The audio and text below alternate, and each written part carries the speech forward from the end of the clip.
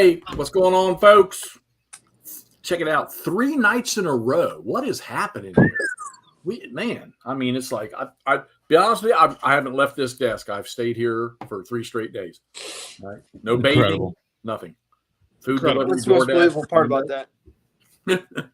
All right, so tonight we got something a little. We've not done this. I mean, we've done reviews and we've talked about games, but this one's going to be a little different. Okay, it's July. All right, we all know what happens in July of 1863. Probably the most talked about battle of the American Civil War. All right, Vicksburg. So we're going to talk about 27 games of Vicksburg that McMurray played in the last 24 hours. We're going to talk about Gettysburg. So if you check the channel out over the last probably week and a half, we've posted coming up on 2, I think. Yeah, maybe yeah. We've posted 4, but 2. Okay, so McMurray has been just knocking the bottom out of Gettysburg games. All right, and he's played. Now we all know McMurray. He likes to play stuff that he can get it done in a day or two, and he's extremely aggressive. So he really gets through these games. So he's played 4 games, and I like to call them 2 light and 2 medium. But that means introductory is certainly the nicest way to put it. And right. Then, like most things, you've got introductory, and then you've got really introductory, and then introductory like, okay, so you haven't played Gettysburg before, or okay, you haven't played ACW before. You know what I mean? So that whole kind of span of introductory. Well, right. And if you come to watch me play a Gettysburg game, there's probably 2 on this list that I would touch. So we're going to talk about these 4 games he's played and what his opinion was. And hopefully Todd and I will brew up some questions about this stuff. And you guys in the audience, if you got some questions or you have some input, we would love to hear it. Let's say hello to who we got on. We got Nord, we got Mutt, we got Chuck. Chuck, good evening. Jeff Anderson, Stack and Limit. The Limit is here. So we're going to get this started. I think what we're going to do is let me flip my camera over real quick. And we're going to have, let's see, let me change mine. We got the Warmut on here. We'll have to get him on here to talk about all of his Hex Encounter games he's playing now. Yeah, he's got a boatload of them. I'll leave it right there. Tim, what's up, E4? Foreman, there's a name I haven't heard in a minute. Germantown on the way. It's wrong war mini. That's cool, though. It's cool. Walt, how you doing, buddy? You should have gotten the little round top. Jerry Todd, what's up, sir? Tim Z. Hey, Ulan, what's up, Jerry? Okay. These are now there's 5 on this list, but one of them's a miniatures thing. I can't figure out how to delete that stuff off of here. So no, I wouldn't do that to him. So he played Gettysburg from the C3I magazine, and we said that was a Mark Herman game, right? He's played the decision game Cemetery Hill, which was originally from the SPI Blue and Gray 1. So this would be Blue and Gray 1 from Decision Games. He played Cross 5 April's Gettysburg, which I think is a marvelous game and a marvelous system. And he played the intermediate game of Gettysburg 77, which I know if you get a chance to watch the full videos, when I take Andrew's videos and put them on there, he'll send me 3 or 4 of them and I'll merge them together. And you can see when you hear confusion in his voice, you know the game had some intriguing stuff in it. You talking about Gettysburg 77? Yeah, it baffled you a little bit. So it was a little. I think what we're going to do is let's start with C3I. All right, and because I figured that'll take us all 30 seconds to talk about. It certainly doesn't take too long.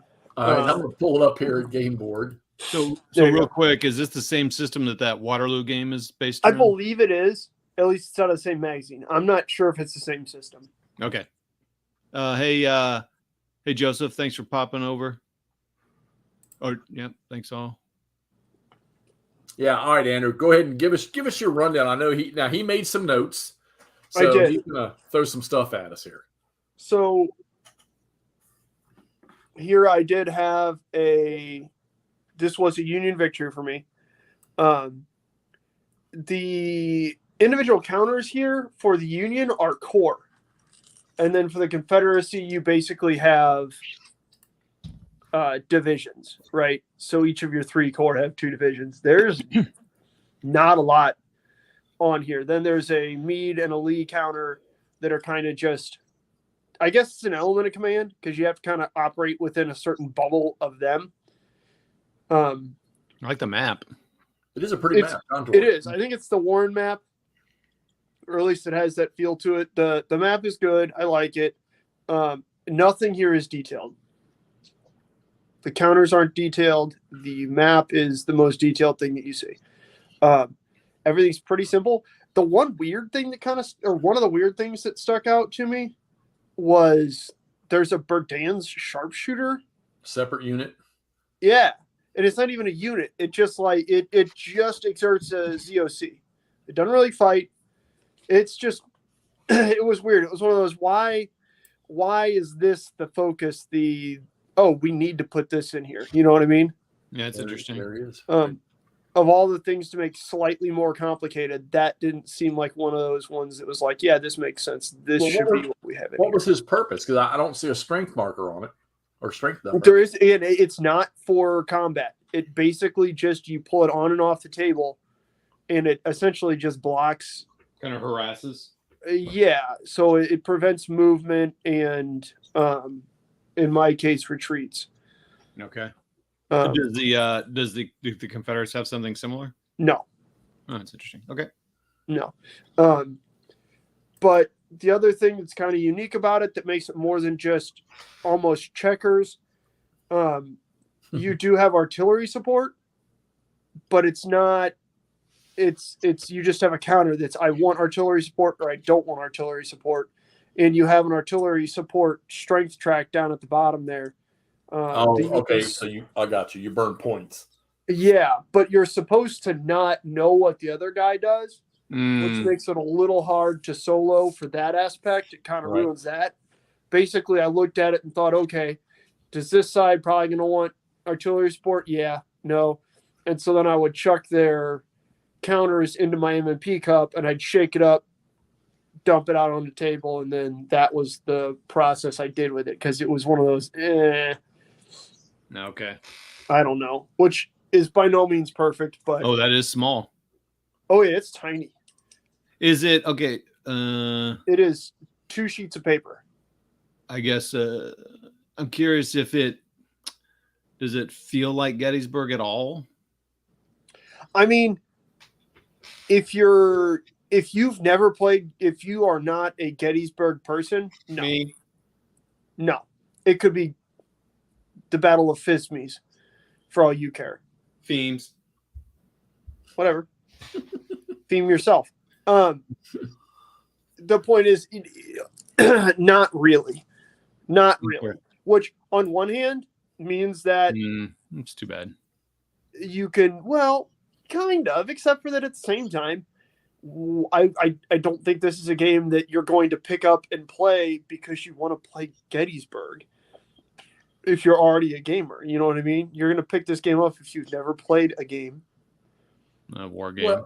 Well, okay. All right. So that leads into Todd's question, leads me into this.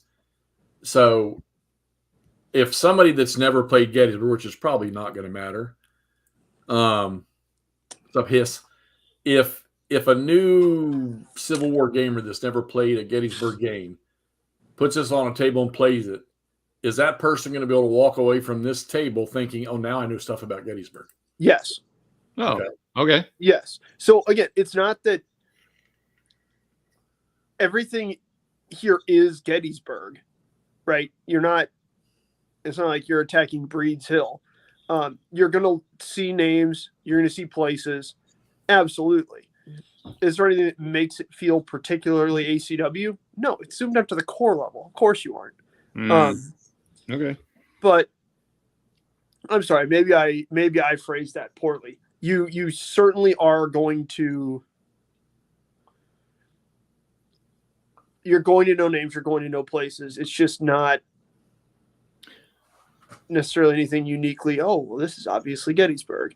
It is when you look at it. It is when you look at. Oh, there's Dan Sickles. He's going to save the day. Okay, this is Gettysburg. Okay. Well, then here's a way to ask it, because this is me. I know Gettysburg, but that's it. I know that there's Gettysburg, but I don't really understand it. And so I'm looking for, oh dang, that's a lot of games.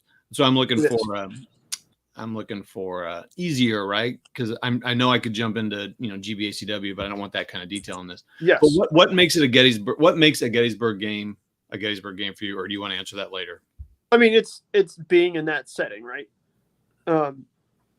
It's seeing me some of the other familiar names, familiar faces, and then maybe using the fishhook, maybe not, but pouring in over the ridges, fighting ridge to ridge, and then getting after it. So again, the nice thing about this game, and the reason that I'm not just going to pass this game off to somebody, is because it has the visual appeal and the lack of complexity to grab a Euro gamer or a miniatures gamer that looks at Hex Encounter stuff usually and might have bought a Hex Encounter game because the front looked cool, which all the time, and tried to get their teeth into it and went, what did I just do? That was a terrible idea. Didn't you say that terrain didn't had any effect in this game? That's the Gettysburg 77. Oh, okay. Might. I don't remember. I didn't put that into my notes here. Well, were there any? Okay. So we know you, and that because you're a nighttime person, that you'll play one of these games overnight in one night. This is an hour or two. Okay. But did this? Okay. See. Okay. So now this makes my question a little more valid. An hour or two game. Did this game have any mechanics that were unique? Again, I feel like the artillery system would have been a lot more fun with two people. Again, the Brigadier sharpshooter thing was unique. It just might not have been, if I was going to tack something on to try and make this feel, oh, this is Gettysburg-y, it probably wouldn't have been Brigadier sharpshooters. Okay. But yeah, so I mean, my point is, you're absolutely getting a game that it's small footprint and simple and fast to play, but at the same time, I liked this a lot more than the Gettysburg 77 basic game. Oh, okay, that's interesting. Fun, but that game was 100% terrain does not affect anything, which is one of those. Then what's the point? Like the whole idea at Gettysburg is you're fighting on ridges and then hills. Okay. Without that, who gives a shit? So I mean, I preferred it to that. This is, like I said, there's a spectrum of introductory games, right? This is an introduction to Gettysburg as well as an introduction to wargaming in a Hex Encounter sense, right? Well, okay, so so the weight, obviously, of the game, the play weight of the game is obviously minimal, but they're saying the complexity rating is a 5. What? And when I looked, now granted, I've not seen it, I've not played it. Tom, I wonder if that's out of this system. No, the complexity is usually, I thought, overall. Wait, who said that, Jeff? Well, I'm just looking at BGG here. Is that what C3I said? No, it says right there 2.06 out of 5. Yeah, the weight. Okay, okay, so wait a minute, hold on. Then what's the that makes more sense. Complexity rating for how difficult a game is to understand. Lower rating, lighter means. So it's a 2.06 out of 5. That's okay, so that's still mid. Yeah, but this is right, because OSG's Library Napoleonics is like a 2.56 or 2.46. Okay. I feel like that also might be slightly more complicated than it needs to be. I feel like on BGG you have a lot of Euro gamers. This game got a lot of traction as an intro to historical wargaming. Right. Through it being a magazine game that then was successful enough to get put out as a boxed game as well, but then also with Little Wars TV, their whole thing. This game was hard as shit to find for a long time because Little Wars TV did their video review of it. And so I feel like that number might be slightly inflated because it's semi probably being ranked more than a lot of other games by people who aren't usually standard members of the historical Hex and Counter wargaming community. Does that make sense? Yeah. Yep. So it might seem a little more complicated than you or I would think it is, because I would certainly not put it that high. Okay. I'm not saying that it's like a 1, but if your next door neighbor decided they wanted to learn how to play a Civil War Hex and Counter game and they've never touched one ever before, would you put this on the table in front of them? How much do I like my neighbor? Okay. No, I mean, if it's a neighbor that I wouldn't mind seeing a few times over the course of, a week or so, I might put on Blue and the Gray or Cross 5 Aprils. But if it's just somebody like I have, like we said, an evening, right? By all means, I'd put this on the table. Yeah. Okay. Then that's why I grabbed it, because I knew it wasn't going to be, it wasn't going to blow my hair back. Right. But yeah. Okay, So cool. again, it's for that introduction of introductions.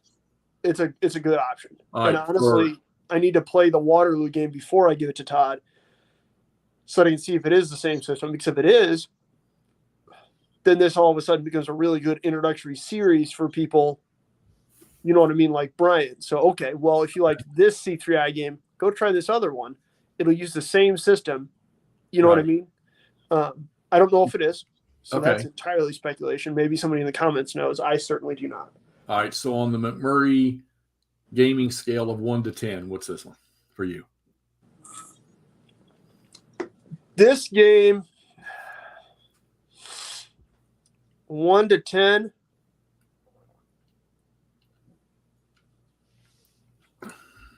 Uh-oh. This is probably a 3-band Enfield musket. Okay.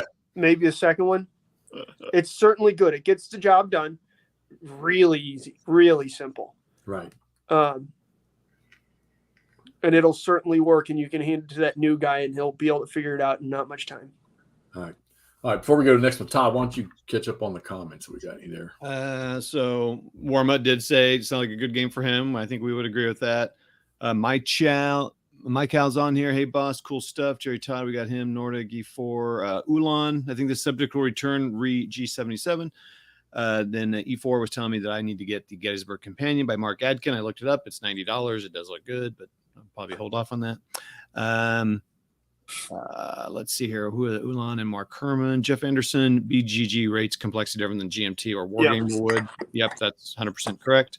But I think it is a nice comparison because I feel like it does a pretty decent job of. I know it doesn't do a lot of things great, but it does do. Because when McMurray uses that to look at games, and I think they've been pretty representative of games you've liked. So a game that's rated like that one, 2.06, and then you have another game that says it's rated like 3.01. That's actually a drastic gap, right? Yeah. Well, that's the weird thing, right? Because this is 2.06, but there's some SCS games that are like 2.3 or 4, and that seems like a bigger gap. Yeah, but again, I think that's also what we were talking about, though, is that yeah, nobody gets into the hobby with SCS unless they're a weirdo like me. Right. Yeah, I think it seems to fit that realm. Yeah. How many pages do you remember were in the rule book? Not many. Okay. Jeff Anderson says Waterloo is more campaign. They have detachment counters in addition to the combat units. So, all right. Yeah, and Nordic would rather not play something that abstract. But so it sounds like it would be a fun one for a couple of people who, are just kind of want to do something, and it says Gettysburg. Yeah. It's kind of like that's what I'm saying. It's not necessarily it's not a Gettysburg game for Gettysburg people. Right. Yep. So all right. So Todd, does that seem like a scope of a game that you would play? Well, yes. Yes, I think it does, but I think I want maybe a little bit more meat. Okay. Maybe a little bit. And for boy howdy, I got more meat for you, Toddy. And I'm on with Nordic, buddy. I'm on with Nordic Maelstrom, and I'm not going to touch it. It's just not. Again, it's not designed for people like Jeff or Nord or honestly even necessarily Toddy and I. But aside from as a pleasant evening's distraction. There you go. before Secret Wrestling Camp. There you go. Oh shoot! After Secret Wrestling Camp. All right. To Let's cool move on down. to the second one on the list here, and we're going to go to one of the not necessarily that particular module, but in the late 70s, early 80s, or whenever it's been so long, the Blue and Gray series from SPI. And I made the comment over on Ardwolf's channel tonight that these games were fast and fun. They weren't terrible Swift Sword, but nonetheless, they were kind of fun to play. And that's the Blue and the Gray system. Now, you played the Decision Games one. I did. Let me pull that one up. Which before, and I already know, I can see the comments streaming in already. This game sucks. It Okay, certainly well, you know isn't Gettysburg. Give us your thing. What have you? I'm going to preface this entire conversation with Yuck. we are historical wargaming, right? We are wargaming. Right. By definition, we are not looking for the exact historical result, because if we were, we wouldn't be rolling dice. We would just be moving counters around and talking to ourselves. Okay? I'm not saying that this is the greatest game ever. I'm not saying you can go buy this game. My point is, it's not just it. It gets I thought this game was going to absolutely suck because I read BGG. Right. Like, I thought I was going to hate this game. I thought I was going to throw this game, say this game is dumb. I don't like it. Get it out of here. Which was weird because I played Bull Run and I really enjoyed it. But holy smoly, the internet hates this game, man. BGG hates this game. YouTube commenters hate this game. Honestly, it was a fun game to play. It had some different mechanics that were quite fun and kind of gave you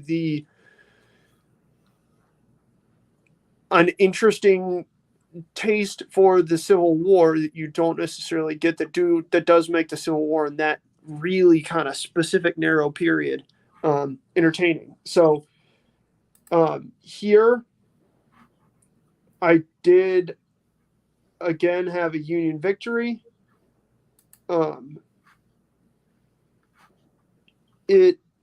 One thing that did frustrate me here, but is not super duper surprising, is that there's not a QRS or like many play aids for this game.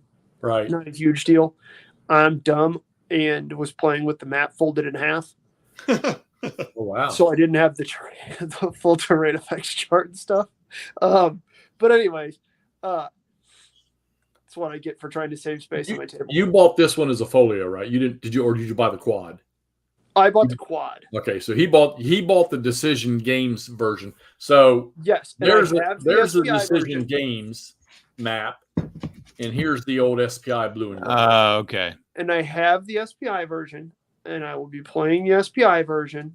Actually, I take that back. I have the TSR/SPI version, and I will be playing that.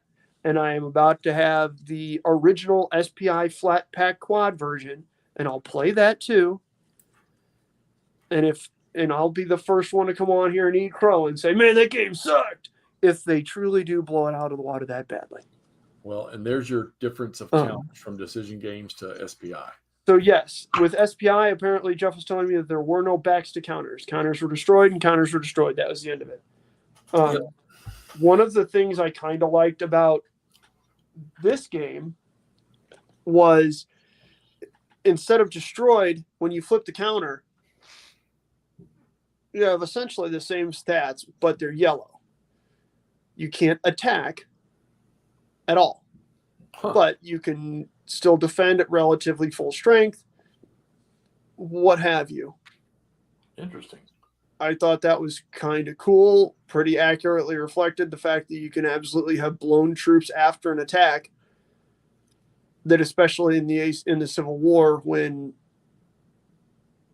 so much advantage is given to the defense just by nature of the combat.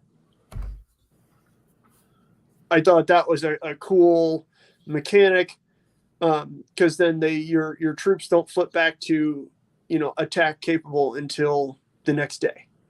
Like, you have to have a full nighttime So they could flip back over. They do. At the end of the day. Okay. It's like straggler recovery. Yeah, exactly. Exactly. And it's one of the things that I've seen in miniatures games before. Altar of Freedom does a very good job of that. When you're commanding huge formations, it's hard to smash up an entire, brigade or division or whatever. Like, will they run off? Absolutely. Are they going to be okay after they get a hot meal and some rest? Maybe not tip top, but they'll certainly be okay to fight again. So that was an interesting mechanic that I really liked out of this game. Who won this one? This was another Union victory.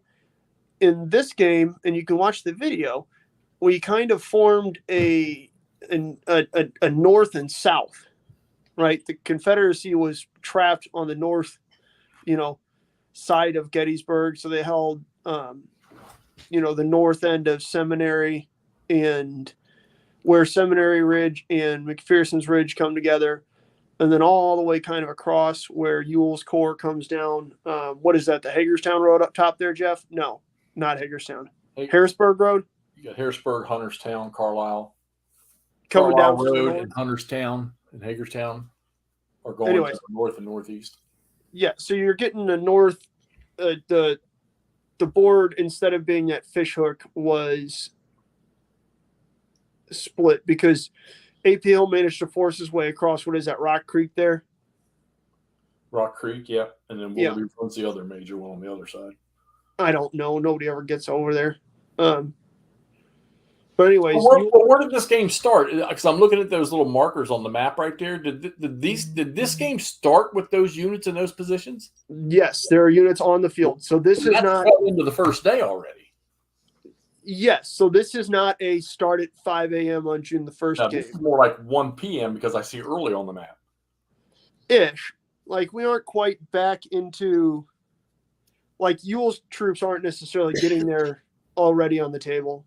But yeah, so it's not a, which I'm okay with, because I got really tired of having to play like 2 or 3 turns where there's 2 counters fighting. Right. And then people just rushing forwards. Marsh Creek, that's what Ulan. He knows that. That's for sure. But yeah, so that didn't really bother me. But yes, you're right, Nord. That's one regiment. But yes, correct. Walt says he didn't find the game so bad. Walt, you talking about the Decision Games version or the SPI or? Yeah, I would assume he's talking about the Decision Games version, because everybody has to wipe their chin off after talking about the SPI version. I enjoyed it, Walt. I agree with you. Let me see what else I have here. So the first 2 days were kind of a back and forth. I thought the Union was set up to do really, really well on the second day, and then I wound up getting attacker retreat results, which, I'm sorry. So that's one of those things about the ineffective thing. If you're the defender and you retreat, you're not disordered like that. It's only if you have an attacker retreat result. So you attacked, you got beaten back, and then you're not attacking for the rest of the day. Right. So if you want to, if you're defending, you take a step back, then you counterattack. You could do that. I'm sorry. So I needed to say that earlier, but so then on the second, I had the Union kind of set up for a big counteroffensive, kind of up Seminary Ridge, going north on Seminary Ridge, and didn't happen. Granted, they still defended just fine, so the Confederates weren't able to do a whole lot, but because of that, I felt pretty safe as the Confederates, and I tried to send almost a whole division around to grab Culp's Hill, which wound up getting surrounded and beat up pretty bad. Yeah, but not many pictures here that I can show on this. That's fine. At this point in time, I feel like somebody, if they're listening, has probably either is familiar enough with Gettysburg or has pulled up a map, because we're just talking nonstop. But then on the morning of June the 3rd, July 3rd. Sorry, that's the one. the Union was able to really come out swinging really hard. Wound up being a Union pretty strong, decisive victory in the end. I have you written only 2-1 on strength point loss, which I think means that in order to inflict strength point loss, let's see here. What the hell was I talking about on that one?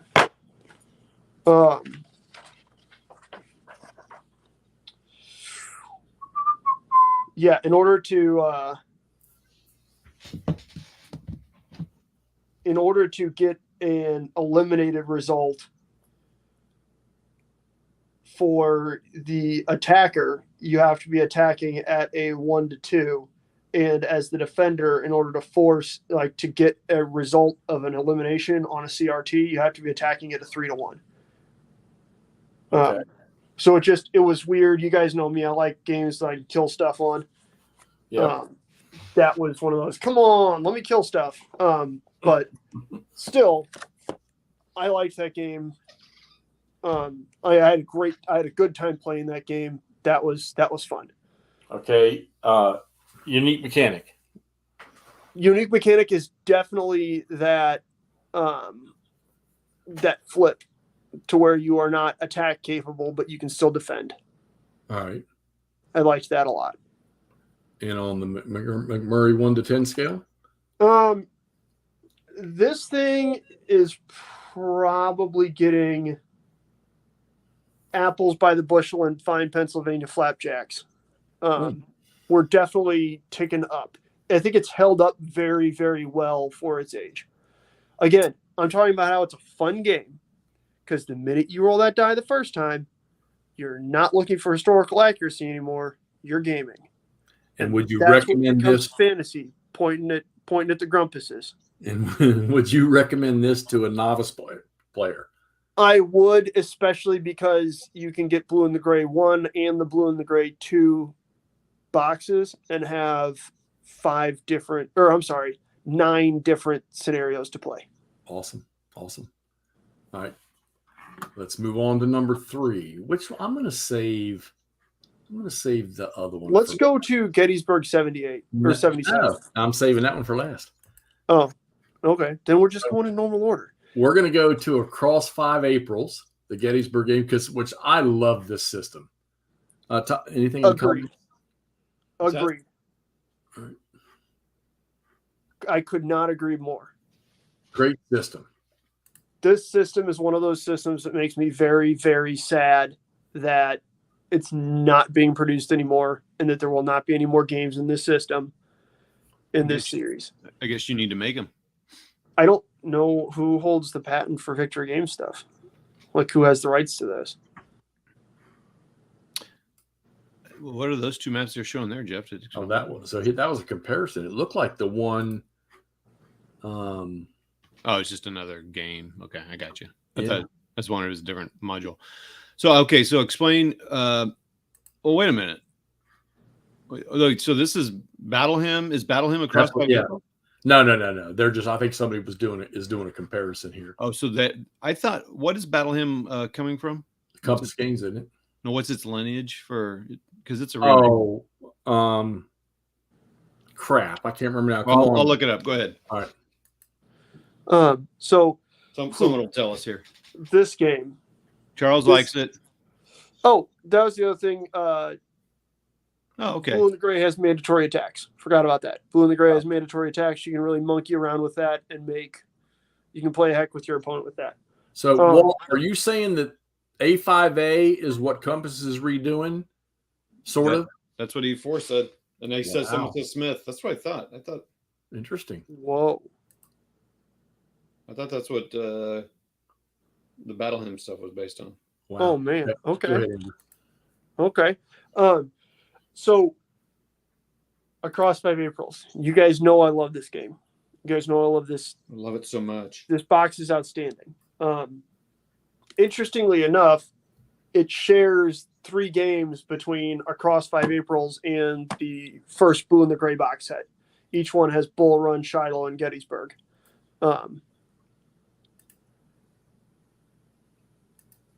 Damn, everything in here is the Battle Hymn stuff. The fact that this was the third game that I played the exact same engagement on, this was still fun. That's a big testament. That's why.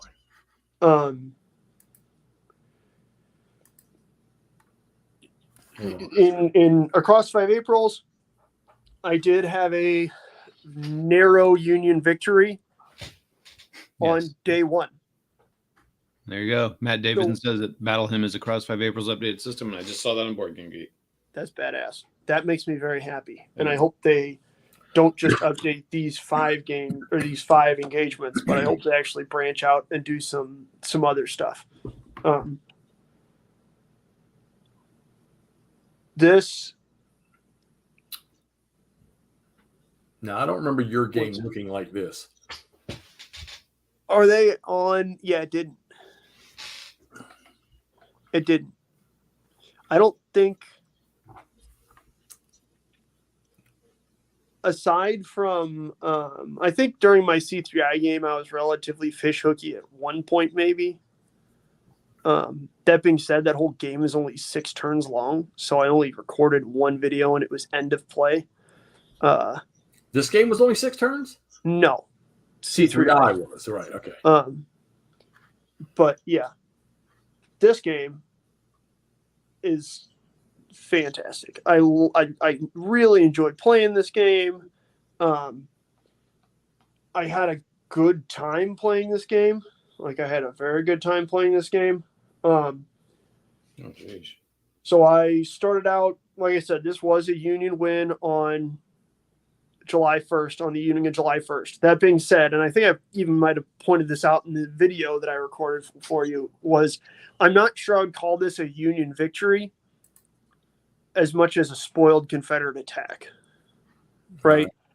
Like, this is certainly one of those Heath commits, and without the first day going as well as it did traditionally for the Confederates, the Confederacy goes, yeah, Robert E. Lee goes, well, the men might be demoralized because we aren't fighting here, but we're not going to keep doing this. The Buford and the First Corps managed to hold on to that north end of McPherson and Seminary Ridge for a long time. Man, you can tell this is a game that was made. When was this game made? 92. Is it really? Or no? So yeah, 92. Yeah. Yeah, 92. Holy smokes! I thought it was older than that. But anyways,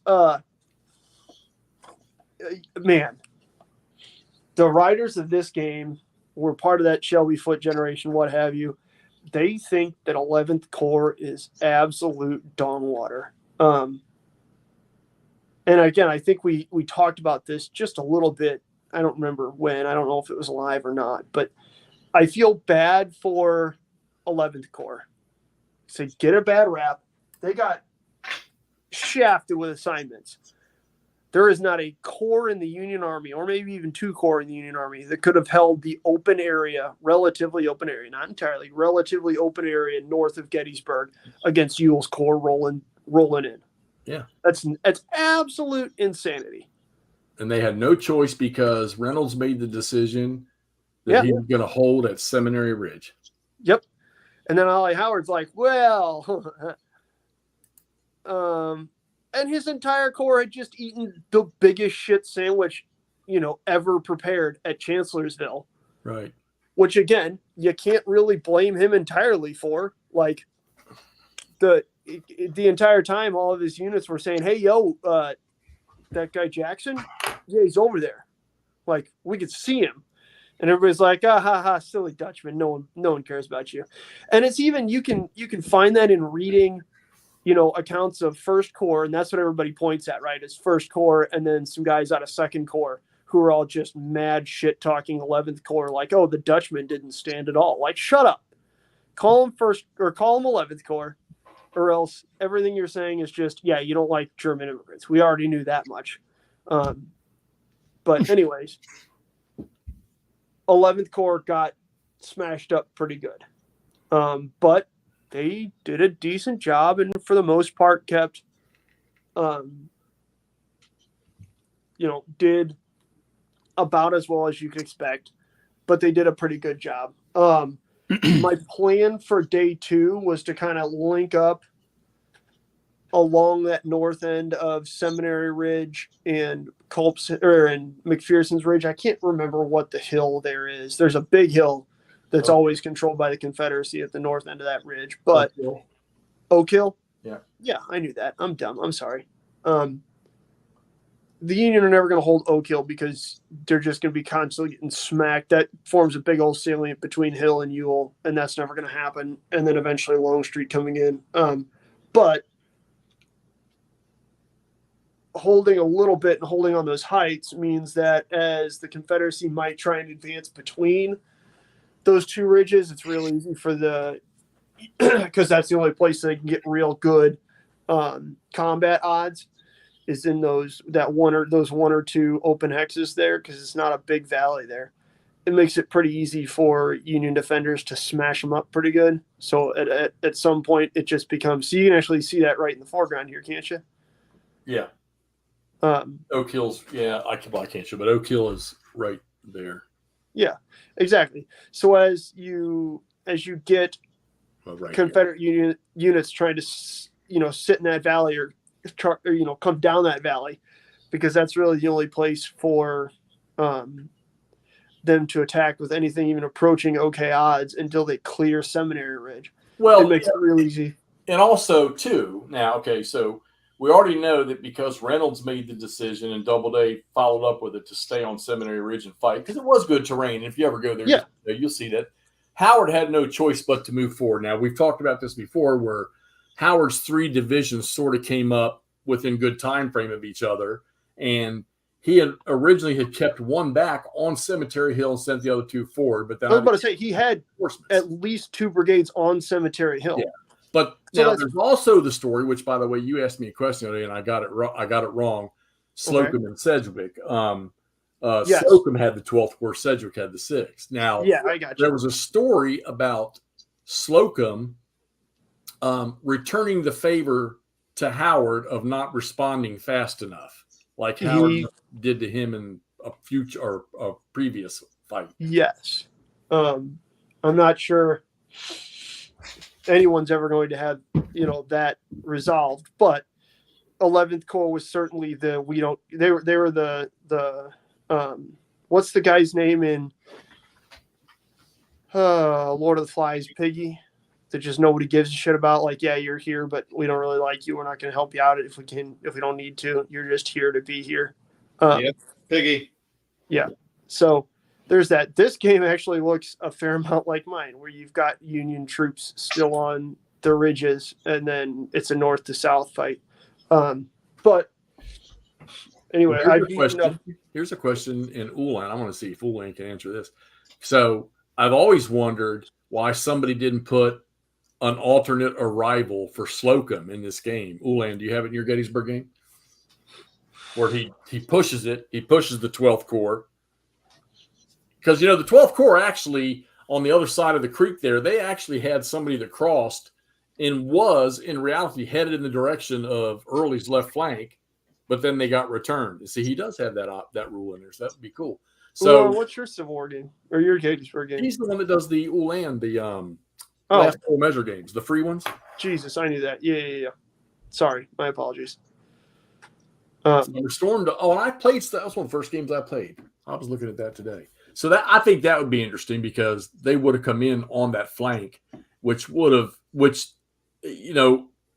whole, one of the, you read Lee's lieutenants, one of Ewell's roadblocks for making that decision to take East Cemetery Hill was because he was alerted that there were Union forces out to the east. Accurate. Also, he had force marched his guys all day and then fought all day. Like, Ewell takes a bunch of shit thanks to whatever that actor's name is in Gettysburg. Trimble. Yeah, but I mean the actor does a good job of playing. I know that it's General Trimble. Does a good job of playing General Trimble. If you had given me a regiment of troops, I would have taken that. Yeah. No, you wouldn't have. You would have lost a regiment. You probably would have lost a brigade. But all right, so let's get back to what was the, and I'm not going to say unique, because this one had a lot of mechanics in it. What was the most interesting mechanic in this game? I do like, so Across 5 Aprils is a chit pull system for movement, right? So when you pull a Corps chit, they move. They do not combat. They move. Okay. And then inside of that chit pull mug, which has 1 chit for every Union Corps and 2 chits for every Confederate Corps. The Confederates only on turn 15 does Longstreet get to move twice. They can hold movement, essentially, is what it is, which is an interesting, like, oh, look at how fucking Superman Confederate generals were and not Union generals. But anyways, Matt Davidson says that holding Culp's Hill is crucial in this game. it is. I've had that happen before, and it is hard to take. Wooded hills are hard to take in this game. Hard. They got a 2 left shift, which is rough. Interestingly enough, fighting in Gettysburg, 1 shift to the right. It favors the attacker. But the chit pull system in with all of those chits is 1 Confederate combat and 1 Union combat chit. And when you draw that combat chit, you attack. Okay. Period. Everything. You attack.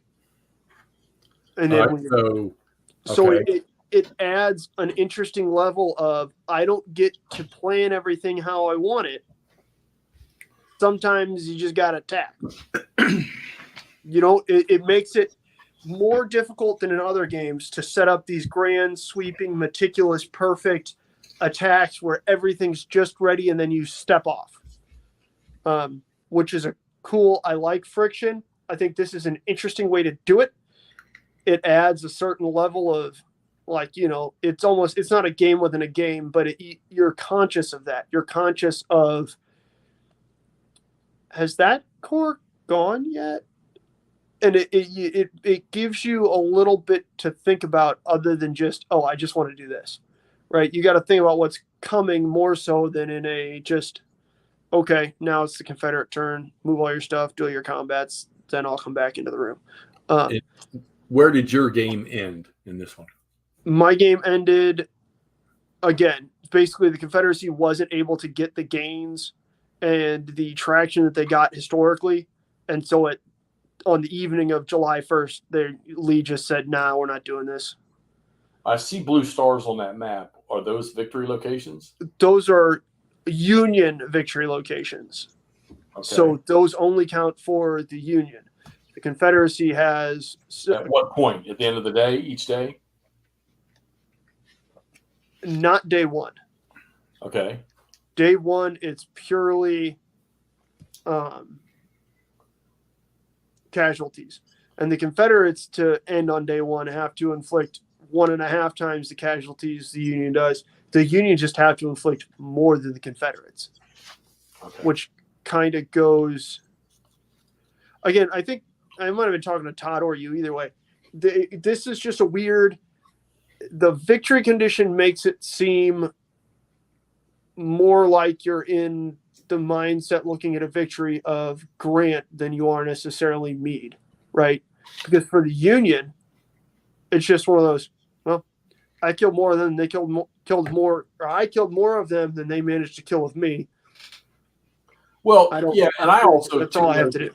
When Meade arrived on the field, or just reading some papers and stuff, Meade, even though that he created the pipe stem creek plan or whatever, the pipe creek plan, when he arrived on the field, I mean, his first thoughts were, where do we attack? Can we attack, and where do we attack? He did not want to sit there and wait. He wanted, because he knew that he had the numbers coming up, and he wanted to attack, and then that was completely, I guess, washed out. I don't know the whole details on that, but okay. So, on your 1 to 10 scale for this game, what do you give it? This is a Dan the Man. Okay. Then that's an 11. This is my favorite of the 4. Okay. Would you give this game to not a new player, but maybe a young player? If it's a new player, again, this is where I asked you how much do I like my neighbor, right? Right. I would gladly play this as a first game. Probably play P Ridge first, but this I would gladly play with somebody who is almost brand new to Hex Encounter gaming. If it's somebody that I wanted to hang out with and play with for a week or so, or for 4, 5, 6, 7 sessions of a couple hours each. Is there enough meat and detail for me? Like, is it the right amount? Yes. Do you think? Yes, I think you would enjoy this. I think you would have a good time playing this Gettysburg game. I think that there's enough detail in the counters that you get a good accounting beyond just,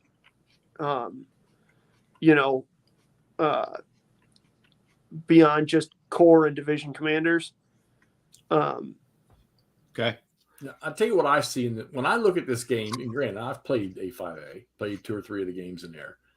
And I place it with a game that's being made today, granted, because of the minimalistic numbers of informational type counters, there really aren't that many. Blind Swords comes to my mind. And that's good because I'm about to play Blind Swords, and I hate informational counters. All right, so that's 3 of the 4 that Andrew has played. Hold on. All of y'all out there in the crowd, how many of y'all have this system? Go ahead, Todd. Oh, yeah, I think you kind of answered most of the stuff being said here, and thanks everybody for piping in. I am curious. Does one get, well, I can always just play your game, McMurray, but does one get, look for a Cross 5 Aprils, or does one just try to find that Compass game, I wonder? That's more for the crowd here because you've never played. I'm curious now myself because I did not tie the 2 together. Neither have I, but I'm certainly going to look at Battle Hymn, especially if they release other games. I hope they keep the rules pretty. Again, you can tell when you're playing it, it's not a new game. Right. But it certainly handles that difference. It ages a lot better than the next one. Well, I've passed on the Battle Hymn games. As a matter of fact, I think even Kev from Big Board, he and I were talking about because he had them. Now I'm tempted to go find them. So I'll tell you right now. There's only one. The other one's still, I think, in production. Sometime. I don't know. What's Gettysburg and Pea Ridge come together, so that's a 1 box. Yeah, and then it's Bentonville and Compass Game is also doing Bentonville and Shiloh. They're doing a GBACW type of game on Bull Run, and I'm waiting for that one. So, all right. Anyhow, Cross 5 Aprils, great game. Love the system. It's been a while since I played it, but I know it's good. Now, Ulan says the system was changed in Battle Hymn. Sorry, I don't want it. All right, so Cross 5 April's in maybe. Okay. Right. All right. So now we're going to move on to what I'm going to call the coup de grace. Here we go. Of this sort of type of. But you already said it's his favorite. And it's, I don't know.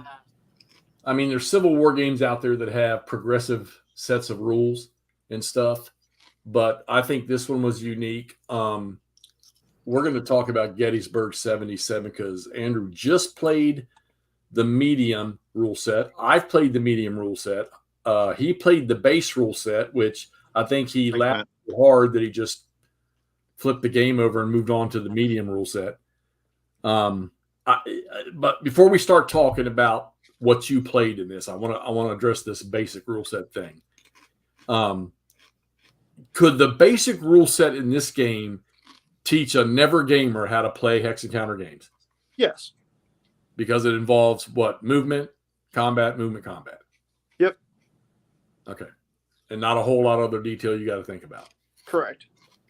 All right. So, and it's not a bad game. I said I'd rather play the C3I version with somebody than this, and I stand by that. That's not to say that this is a bad game by any means. All right. So you played the intermediate. Have at it. Intermediate. One thing that was very different. I usually, like I said, try and keep Buford and, if possible, Reynolds and as much of First Corps dug in like ticks on the north end of the ridges at the seminary, and if on McPherson's Ridge if I can. Not happening here. Nope. Turns here are 1 hour. Oh, wow. And you move and you fight. And then if you still have enemies in your ZOC, you fight again until you decide you don't want to fight anymore. So this game, you can get a lot of killing done very quickly.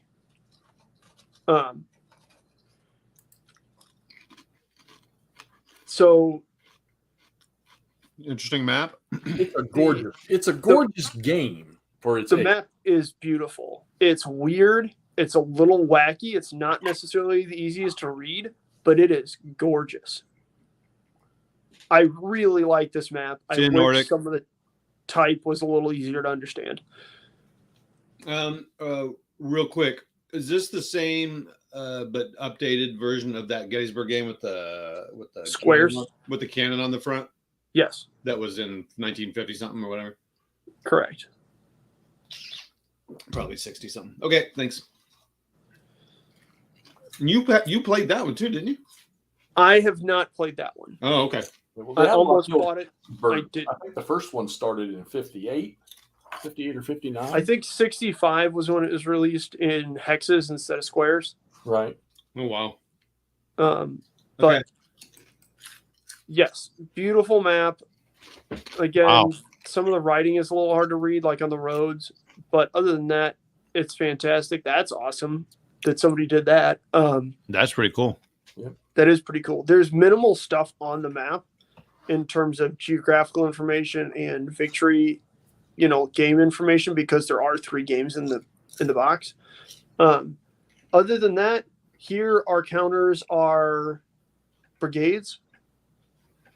Again, not bad. I had a good time playing it. Like I said, this was probably one of the closest to historical results that I got, except as the course of July 1st ran on, Robert E. Lee was able to just run roughshod. In this game, by the time 8 p.m. on the 1st happened, Gettysburg had fallen in the mid-afternoon. The Confederacy took Culp's Hill in the evening, and as the sun was going down, they took Seminary Hill. Reynolds was killed. That already happened. We knew that. Hancock got killed. Howard got killed, and then Slocum got killed trying to shore everything up. Good Lord. Wow. No one wants Andrew as their general. Trust me. Yeah. So there's 14 turns there, right? So you can just keep attacking and attacking and killing and attacking. There aren't any terrain effects on movement. Whatever, man. That was a very rapid departure from Across 5 Aprils because terrain can play a big effect, which is interesting because in Across 5 Aprils you move at about the same speed, but you have not drastically less turns, but I think maybe 8 turns instead of 14 on the first day. And you attack once. This is a different sort of game. Not a bad game. One cool thing about this game is that on its CRT, there is a 4-3 and a 3-2 column. So you've got a 1 to 1.5 and a 1.5 to 1 column, which is pretty cool. I like that. Basically, the only troops I had remaining at the end of July 1st for the Union was 3rd Corps. That's funny. And then a brigade or 2 out of 1st and 2nd Corps that were kind of holding the north end of Cemetery Ridge. So all of you angry anti-Sickles people, Sickles stuck on Cemetery Ridge and held the line on Cemetery Ridge. A little different, like drastically different, but yeah, anyways. And that was not me trying to make Dan Sickles seem like a hero. He was just the guy marching up Cemetery Ridge or up the Emmitsburg Road, at 5, 6 o'clock in the evening on the 1st. So he was the guy that was there. But yeah, like I said, even with entrenchments, Cemetery Hill fell, Culp's Hill fell. It wound up being victory points of USA was 48, which is only Confederate casualties. And then the Confederacy had 98, which I think is different than in the video, but wound up with 98 victory points, which doubled the Union. Basically, Robert E. Lee continues to have another, Chancellorsville, Fredericksburg experience here. That's Ulan's map right there. He did this. He modified this. Oh, nice. Oh, that's cool. I like it. So real quick, sorry to interrupt. What is the game Ulan's working on? He was working on the peninsula. Ulan, you still working on the peninsula? But he's got about 9 or 10 games in his system. Oh, is he the print and play? Yeah, print and play or Vassal. Okay, cool. Gotcha. Thanks. Jeffy, maybe we ought to play one of these on Vassal. Well, and I told him that I was playing one of his games, and I need to play with because there were like 2 versions, and I need to get back to I need to do that, and I think it may be a Vassal thing is what I need to do. But I have 2 of his games fully printed, maps and the counters completely made. Okay. So, all right, cool. But yeah, this. I would be the first one to admit that part of my struggle with this game might have been that I was playing the 4th Gettysburg game in 2 weeks, immediately after playing a Gettysburg game 2 nights beforehand. So starting a little burnout on the campaign? Maybe a little bit, but there wasn't, like Jeff said, you could hear it in my voice as I was doing it. It was just a way to, okay, hold on, I got to figure this out. It seems like this intermediate game is probably somewhere close to what the 1965 version was. But if I had to guess, just looking at the rule books and everything else, a lot of work went into the advanced system in these rules. Yeah, and I'm just trying to picture, just looking at this shot right here. This is obviously the intermediate game. Uh-huh. And now I'm trying to picture, I know the numbers on the backs of these counters. Some of these numbers have strengths of like 20 and 24. And in the advanced game, you put these extenders on there, and each extender, if you don't put a counter on it, covers 8 strength points. So now I'm trying to picture this one brigade, maybe from Pender, sitting here and having 24 strength points and being stretched across 3. Which would make sense to me. It actually could even be even more with all the regiments. I'm about to say, aren't there regimental counters in the advanced game? No, you use the brigade counters with the line extenders. Okay. I have no idea what the hell that means, and I never intend to find out. There you go. There's your extenders. But, Jesus, that looks terrifying. But no, so that, I don't know. It seemed like there was just some minor stuff that, especially by this time, Avalon Hill knew how to do. You guys know I am a big fan of old Avalon Hill games. Huge fan. But it seems like they might have tried cramming more into this box. Like, obviously, the beginner game is so simple. So simple, so easy. You have like 3 pages of rules right at the start of the book. You have an order of arrival and a CRT on a single sheet, and there you go. Where's these counters at, Ulan? Where can I get my hands on these? These are his regiment counters for this game. Probably what's the place that prints like the Blitzkrieg counters and whatnot? Well, no, he's got them. I'm just wondering where I can. He made those. I'm wondering where I can get them. You're thinking of Camelot Games. There you go. But this game was fun. So, are you ready? You kind of told us, but what's the rank of the games in order? 4 to number 1. Again, I feel bad having the C3I one in here, to be honest with you, because the other 3 of these are kind of far closer in terms of grit and whatnot. Okay. So I'm not sure that I would have an order to them. Well, okay. Across 5 Aprils is my favorite. And tell me real quick why that is again. Because each of them does, honest to God, have its own strengths. Like, there's not... Across 5 Aprils is my favorite. I like that game. I like how it plays. I like the chit draw. I like the rules, even though even with the Cross of Aprils, there's a little bit of frustration with the rules. You have two separate rule books you have to look at. You got to have the system rules, which I like, and then also you have scenario-specific rules in a different book, which, whatever, that's fine. It's weird. It's kind of a double-edged sword, right? Because on one hand, it's like just put them in the same damn book, but then at the same time, having them separate means you can have the main rule book open to something and the scenario-specific rules open to something. But I don't have enough room on my table to have the main rule book open for something, so it just kind of gets anyways. Yeah.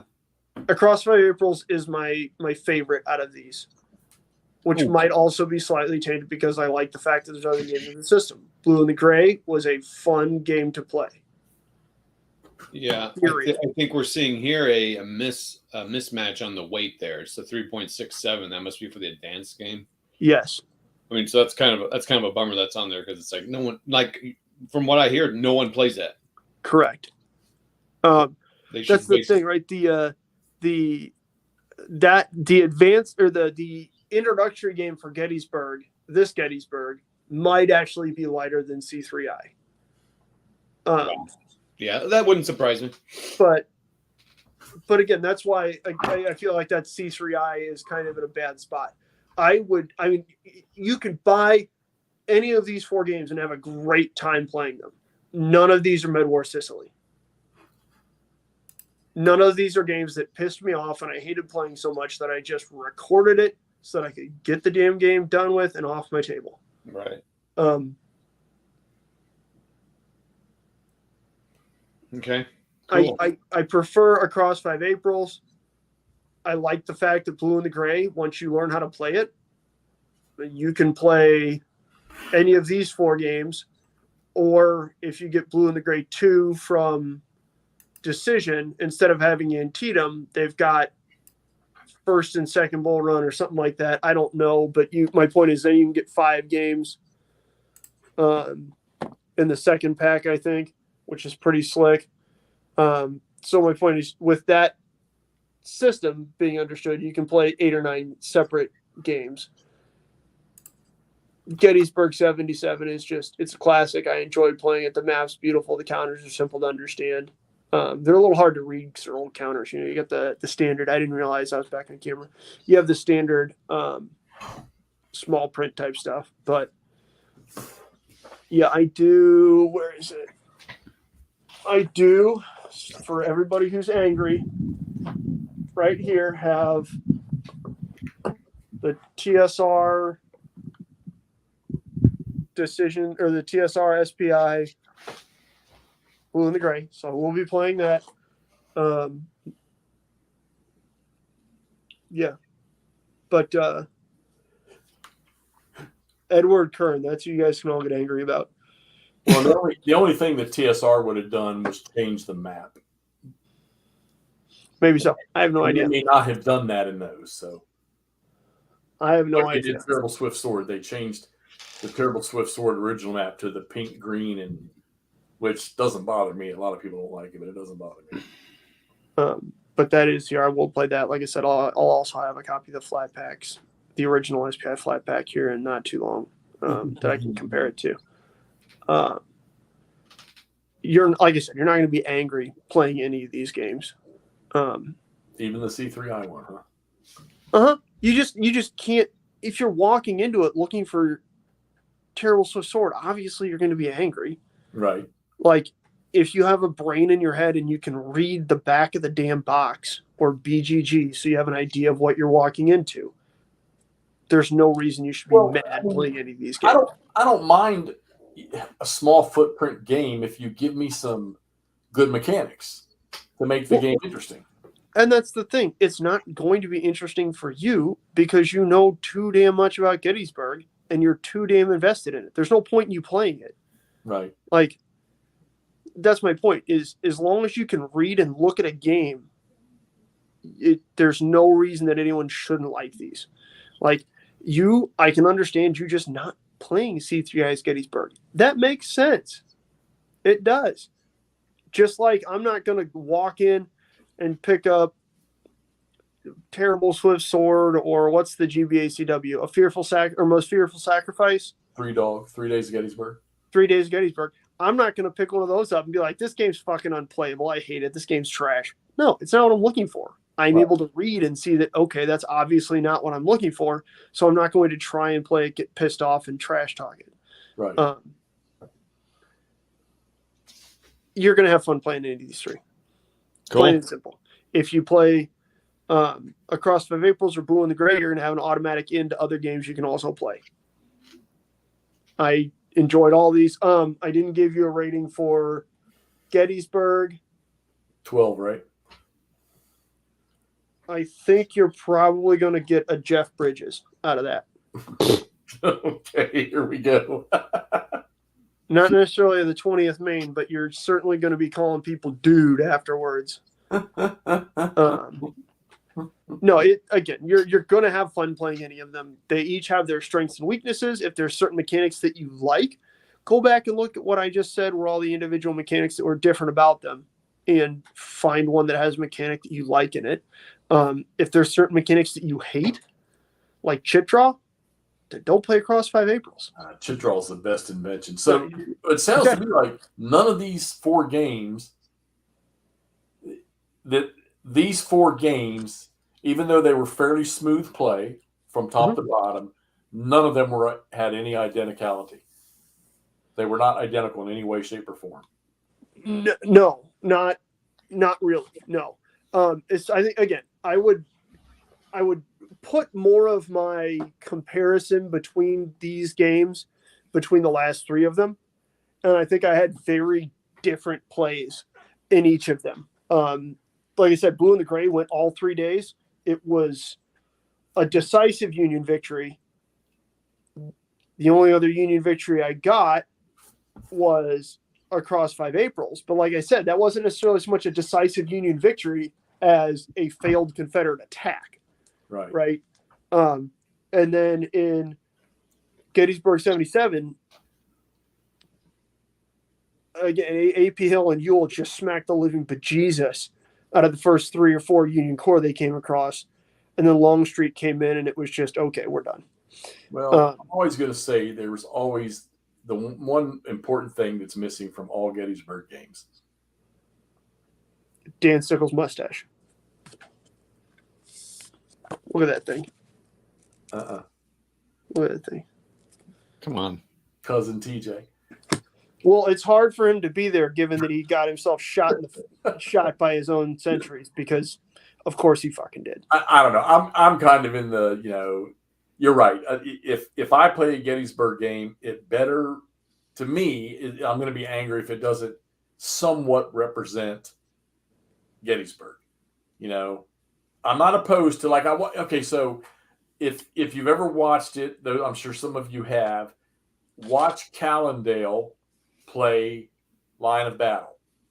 And in the morning of the second day, or towards the end of the second day or the middle of the second day, he's got the Confederates literally occupying the fish hook, and the Union is back over on the Confederate side.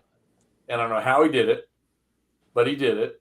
And to me, a lot of people would look at that and say, this is a freaking joke. And I didn't. I never once thought that I thought it looked funny, but it was never a joke to me. I thought, what? I can see kind of how you would get that if, at least to a certain extent, with the Confederacy coming in from the north, primarily the north, after an initial thrust. Well, I guess the northeast. But my point is, coming up the Emmitsburg Road, it's just as easy for the Union to cross over and be on Seminary Ridge. To a certain extent. Todd, you all right, buddy? We're laughing at his comment about Callendale. Who? Callendale doesn't know how he did it. Oh, you got to go watch the video to understand. We've all been there. Yeah. I just want to point that out. We've all been there. Well, Jeff and I had commentary on our recent OCS game. I think someone was doing that too, probably going, "What the blank are they doing? Yeah. How are they getting that? What?" But that was more, my bad. Again, when I played Stalingrad Pocket 2, I damn near crammed troops across the Don or across the Volga. If I would have been able to cross the Volga if it wasn't prevented by rules. But at the same time, it's just one of those, what is this? Because then I had the Soviets attacking back out of Stalingrad. Anyways, long story short, it happens. That's fun, but that's where we again get to, if we're wanting just brutal historical accuracy and results, then we need to just move counters around on the table while we talk to ourselves. Right. I mean, I think when I play a Civil War game, I think what I want is, you're right. It's not necessarily the result or the positions I end up in or the objectives that are taken and not taken or whether they get flip-flopped. Well, I think what I want is that the fighting that I'm doing and the maneuvering I'm doing are representative of how things worked during the Civil War. Yeah, you have a historical equality of opportunity, not necessarily outcome, right? Right, exactly. Yeah. You're starting on the same historical footing maybe as the people that were on the ground, the commanders on the ground, while simultaneously accepting, because that is a basic premise of what we do, that the result can and very likely will be different. How different? Who knows? But again, I just want, all I wanted to do was find a game where I was able to swing Third Corps up Seminary Ridge. You're Dan the Man stuff, I know. And I didn't find one. One. Well, let me ask you this. Okay, so if I said right now, McMurray, you just played all 4 of those games. You need to play one more of them again right now. What's the one you're going to put on the table right now? Go. What am I going to play again? If I said you had to play one of those 4 again right now, which one are you going to play? Across 5 Aprils. The chit pull. There you go, Steele. Makes the replayability so high. Is that our Steel Stone, or is that just another? Clay get a new name, or is that? Whose philosophy is that you've heard say before? Again, give me the battlefield of troops and say go. Let me be the commander. Oh man, how? That's my philosophy. Is the map magnetized steel? That ought to tell us. Yeah, there we go. Woo! He's got a new YouTube name. There it is. What's up, buddy? He's probably got like 3 different names. Clay, you got to just completely ignore the last hour and 15 minutes because it's all way too simple.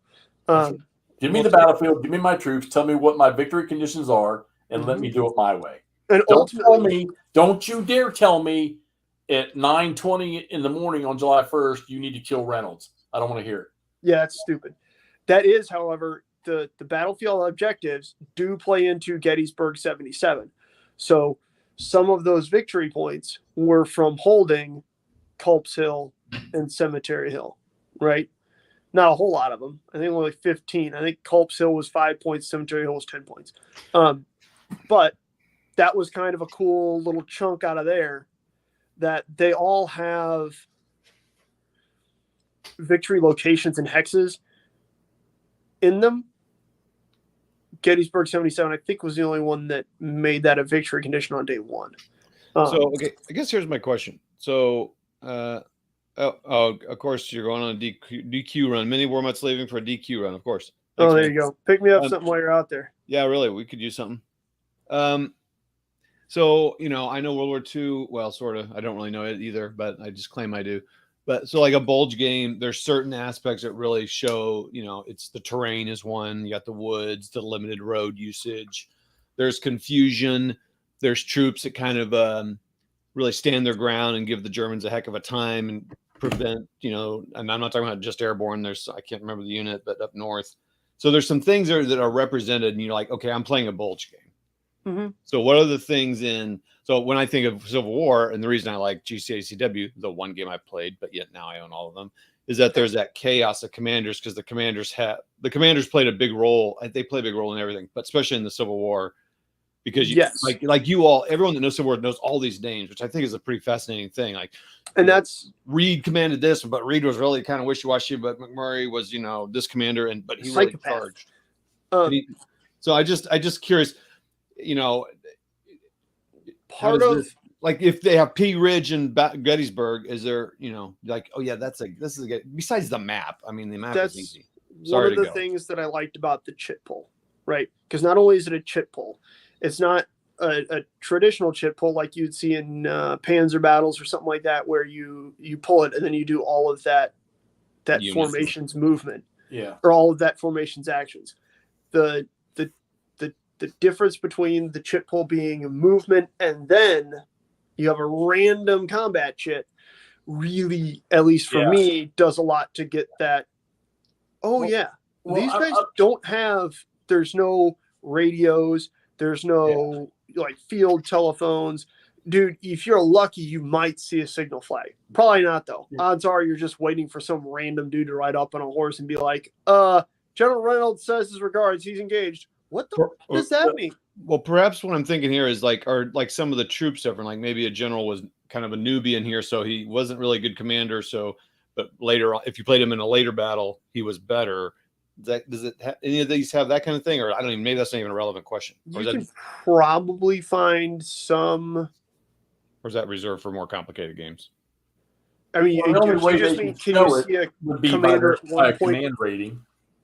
I was about to say, I'm sure you can probably find that with units between Bull Run and Gettysburg for across 5 Aprils. Well, a lot of people too don't we don't. When we set a game up, the first thing that does not come into our minds is that all these activities in a 20-minute or 1-hour game turn, they're all happening at the same time. Correct. So chit pull to me is, because while I had some games in my inventory that I hadn't played, I had them for a while. I didn't. I was going to say that. I didn't. I never Charles asked what was next. Chit pull to me is the first easiest implementation of fog of war in wargaming to me. Correct. And I like how Across 5 Aprils in a simple manner has managed to take that just a little bit further. Right. Like the initiative roll in GCACW. Mm-hmm. 4 turns in a row, I mean. It does the chain of command dice thing very well, Todd, if that makes any sense. Yeah, that's cool. Yeah. Just in terms of getting that friction without being ridiculous about it. Great movie, Walt. Very good movie. But Charles, the next ACW things I think are going to be line of battle, blind swords, or if Warmut left. That's a great movie. You want to you're not. But you're right. The other one that might happen is I've got P Ridge from the Folio system coming from Decision, as well as the mini Folio Little Round Top. I'm going to be hitting miniatures hard for the next couple weeks. So P Ridge or Little Round Top might make a quick appearance, just as, hey, here's again, tossing an evening out, because that musket and saber system is pretty fun. Well, those two, no.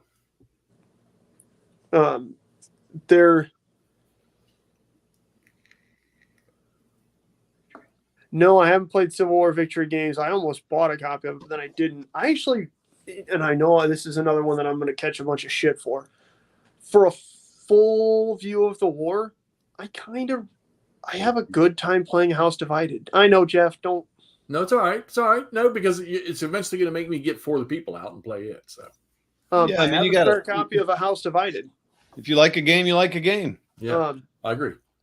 I mean, I don't like Chain of Command, but I still play you. You said that was the worst of your gaming experiences last year. But I didn't know Avalanche Press made a Gettysburg game. And that's the thing, right? These are the 4 that I played. They're the 4 that I have here. They're the 4 that I played them well. You were your commentary was very good about them. Yeah, that's good. Yeah, watch those videos, everybody, so you can kind of see, because I know you got some new viewers on here. They're all short. I tried to keep them all to the point where I never record more than right at 2 minutes at a time. Yep. So you got them all landscaped. I didn't have to do I got them all landscaped. They're all oriented the same. I didn't have excessive finger movement in front of the camera. I have that one, Ulan. Oh yeah, I didn't get to watch all of Ardwuff's show tonight, and I'm wondering what games I missed, because I had 2 or 3 of them in here that I know he never even brought up. So I think there's probably a folio series game for Gettysburg that uses that musket and saber system, the full system. That's probably a pretty approachably equivalent game. One. Yeah, that's the mini, and it's the quick play, which I'm looking forward to playing. That's going to be a fun game to play. So that uses the same like rule set period. That one that LBW is playing right now, that Devil's Den one. I didn't realize how good looking a game that was. Is that Line of Battle? Huh? No, that's not Line of Battle. It's the Brigade series, right? No, this one I've never seen this. I had never seen this game. It was an Avalon. I think it was an old Avalon Hill game for Devil's Den. Yeah, but it's not like I sent you a little one, right? It was called Little Round Top, right? Yes. Yeah, but this one's like a bigger one, a much bigger. I don't know that Little Round Top's actually that small of a game. I think it's just kind of a complicated game that you have a small chunk of. You know what I mean? Right. Because the rule book there's still a good amount of rules there. The issue is the rule book that you sent me is like, I don't know how it originally folded up. It looks like somebody made copies of like parts, and then they got the backs and the fronts mixed up. Oh, jeez. I bought those. Like, I want to play that game really bad because I enjoy Little Round Top. But Jesus Christ, those rules are absolutely unreadable. And I found a copy online. I need to print it out. But those rules are fucking rough in that box. What system, Ulan? Well, I mean, Gettysburg games are like Bulge games. We could sit here all night just listing all the different versions. Oh, yeah. So, I mean, it's ridiculous. So, but it's cool. We still miss a bunch of them. Seems like you found a nice, like, besides C3I, a nice range of games. There's probably more that are kind of that complexity level that really fit your deal there. So that's pretty cool. Yeah, and you're not going to get Terrible Swift Sword 3 days at Gettysburg. There's another game you can play, Andrew. There's another game that you have that you can play. What's that? AH Bull Run. Do I have that? You just sent me that. Yeah. Yeah, you just sent me that. That game. The next Hex Encounter I want to see on your table, because I'm not going to sit around and wait much longer for you to play, is Blind Swords. Because I got a feeling this is going to take you down a whole new road. He's going to have bookshelves like me before long after he plays that game. All right, let's. So when we get off here, you're going to set that up and start playing. Bro, I gotta do. I'm painting. I'm doing miniatures for a couple weeks. I haven't touched Brian to play a Hex Encounter game. A month and a half, and we're moving you up to intermediate. Saratoga with Brian, and then I'm hoping. I thought he was going to get Little Round Top. I don't know why he didn't, but that's fine. Yeah, Little Round Top's going to be fun. Interesting question. A little bigger scope. What Civil War system you still can't get your head around? Well, okay, so. You asking me, Clay, or these guys? If I had to pick one of anybody teams, the toughest one. So a lot of people thought that the Army of the Heartland, the rules from Clash of Arms, the 3 games in that series was tough, and I think they're full of shit because I think the rules are laid out fine. They just don't look real pretty. The one that I think, if you want to play a Gettysburg game that'll bend your brain, play Summer Storm. You don't hear a lot of people. Heathwell, remember Heathwell? I haven't seen him around much. Oh, yeah, I haven't seen him in a while. He saw me play Summer Storm when I first started doing this, and he went and got it. And he started to set it up and play it. And Heathwell, he's pretty deep into this stuff. He dropped it because it was a lot.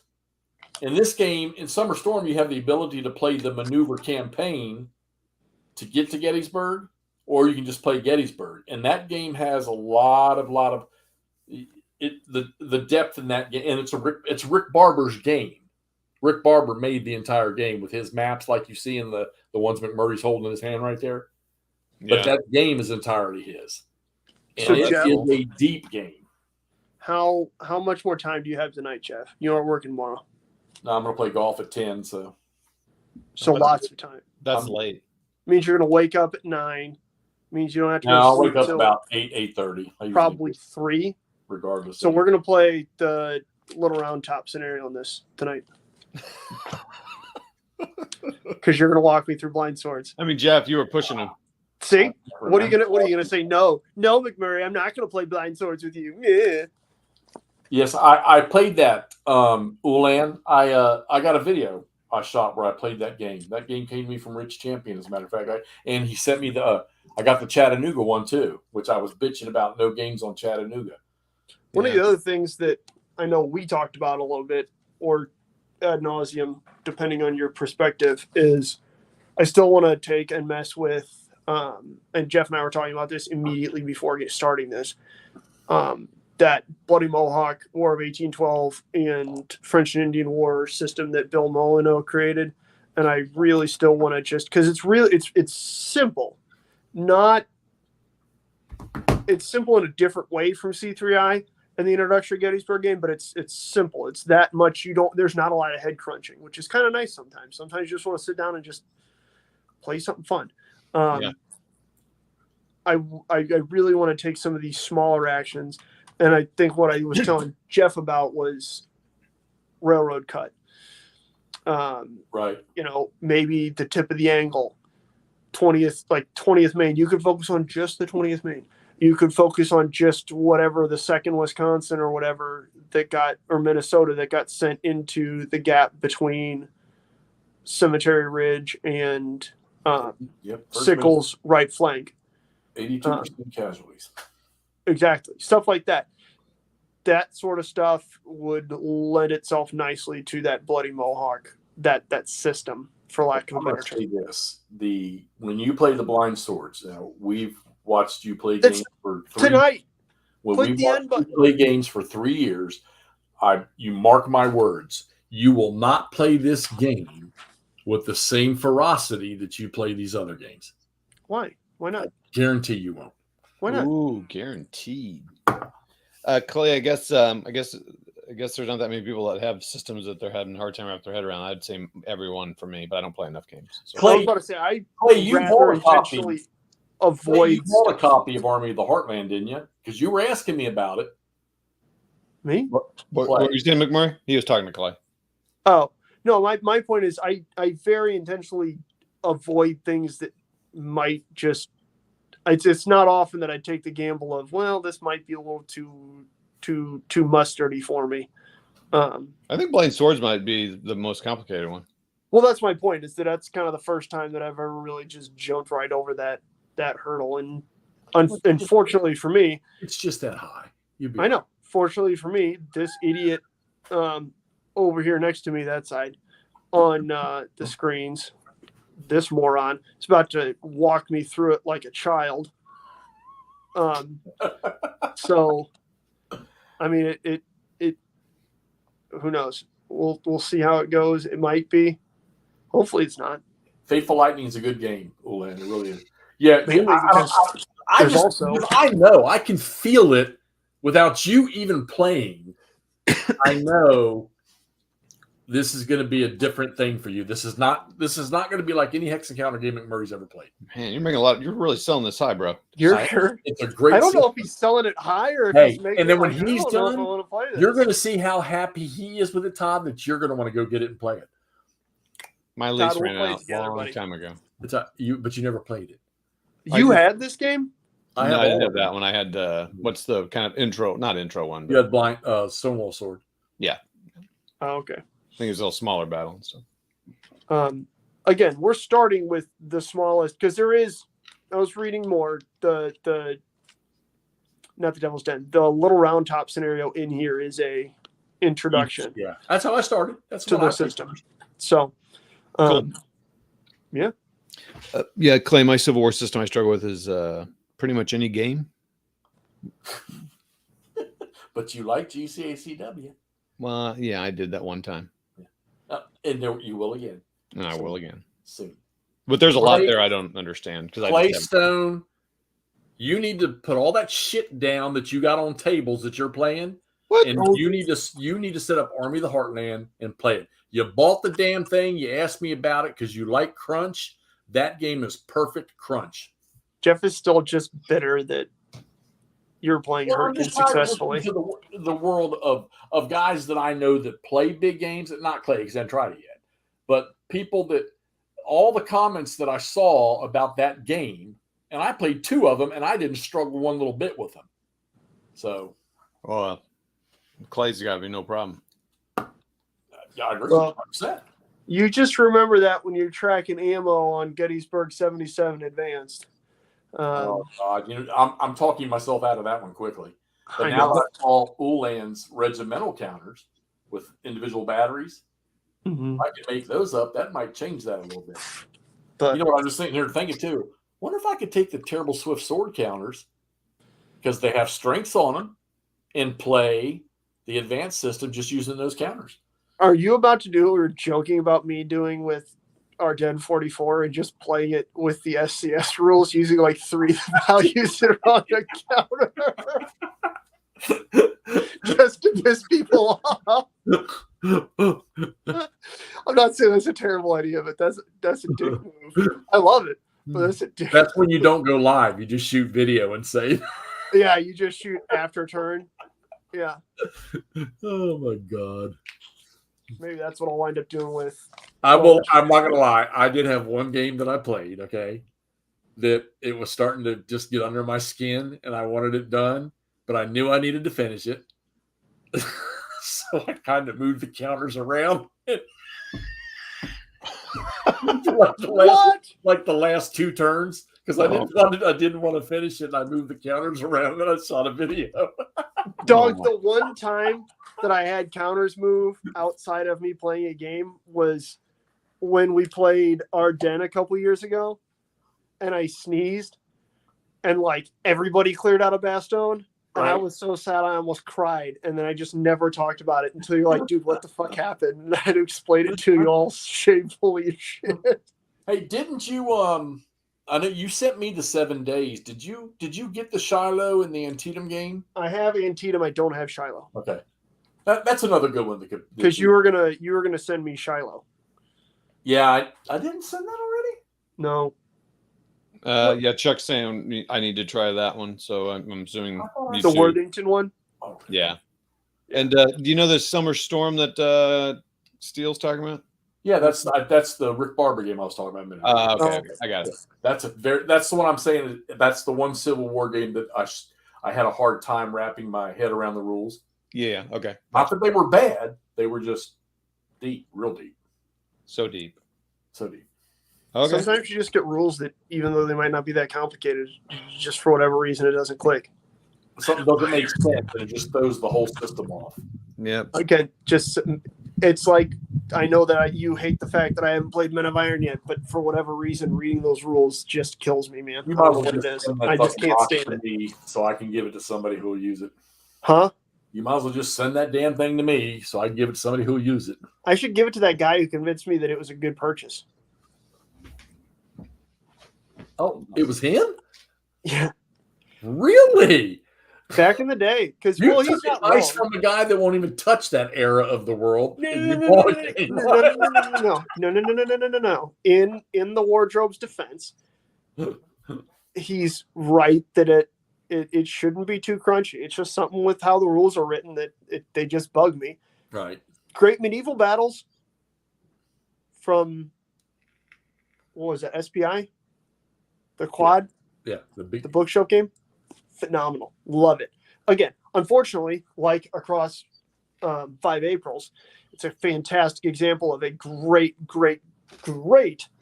old game series that will never see the light of day again. And I love that I discovered 20 years too late, 40 years too late. But yeah, 30 years too late. Okay. Yeah, you can give me minute iron. I'll use it for kindling in the solo stove. No. That'd be the quickest lease ever. I've seen hotel rooms with longer leases than that have at your house. But no. Again, it's just one of those, I don't know, for whatever reason, reading the rules just... I don't know how many games I have double copies of that came off Todd's lease program. I was about to say, I know that I hit something ridiculous because I now have 2 copies, soon to be 3 copies of Blue and Gray. Which you're going to send me one gladly. I know. And then I have 2 copies of A House Divided. Which made sense because the second copy I think I got for like $15 or something. And that is by all means a game that is digestible enough. It's right on that. Maybe. I don't know.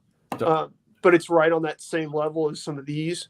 Right. Where There's nothing overly complicated in it, and it's absolutely a great way to get somebody into crunchier. I can't say it's hex and counter because it's point to point, but crunchier historical board gaming. Well, we've always said that this trio right here is perfect because you got the easy flow player, you've got the intermediate player, and then you've got the guy that likes the crunchy stuff. So it makes it, we hit all three aspects. And I'd be willing to say that any one of the three of us could transfer into playing games that one of the other ones likes because the other one would be able to show that one how to do it. Mm-hmm. Easy. That or Chatty and I will play them together. Todd, maybe that's it. You should get like long street attacks, and we'll play some of these small scenarios together, like we did some of the day-to-day scenarios. I'll just come over to your house.